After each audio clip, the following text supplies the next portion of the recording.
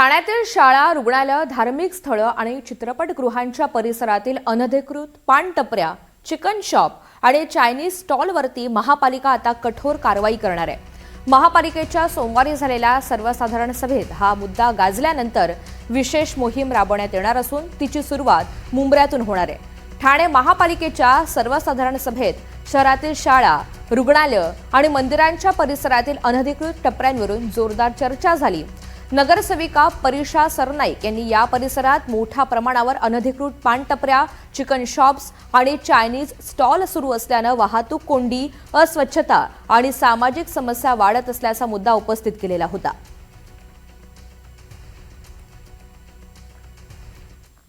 न्यायालयीन प्रक्रियेमुळे सुमारे 4 महिन्यांपासून अधिक काळ रखडलेल्या सिडकोच्या माझे पसंती सिडकोचे घर या योजनेमधील आर्थिकदृष्ट्या दुर्बल घटक प्रवर्गामधील घरांची संगणकीय सोडत सोमवारी पार पडली.